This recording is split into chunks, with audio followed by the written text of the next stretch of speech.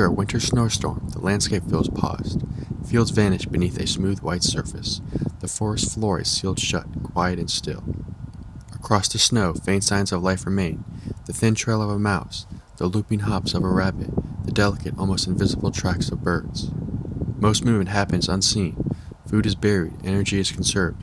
The land looks empty, but it isn't. Somewhere out there, something small is already searching. The song sparrow is one of the most familiar birds in North America, though most people know it by sound before sight.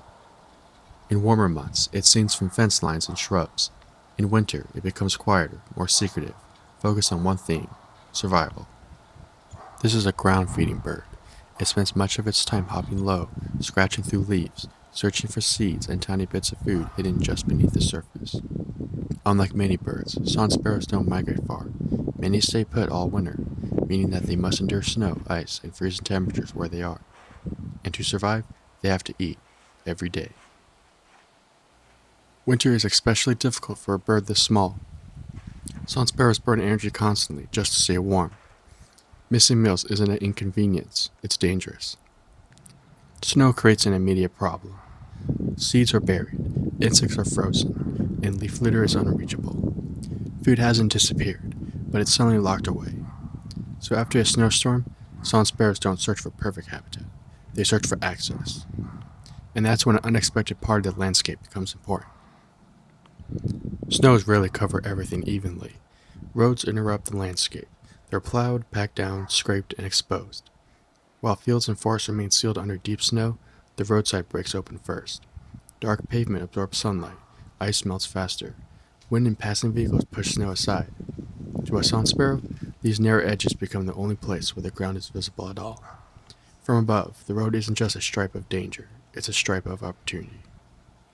Song sparrows feed on whatever the ground reveals. Along roadsides after a storm, they may find seeds from roadside grasses, weed stalks spilling seed heads, grit and plant material exposed by melting snow, or insects or larvae loosened by thawing soil. Cars unintentionally help this process. Tires break ice crusts. Wind from passing vehicles push debris toward the shoulder. Seeds stuck to vehicles or spilled from trucks end up along the edge. None of this is intentional, but nature takes advantage where it can. Temperature matters more than it seems.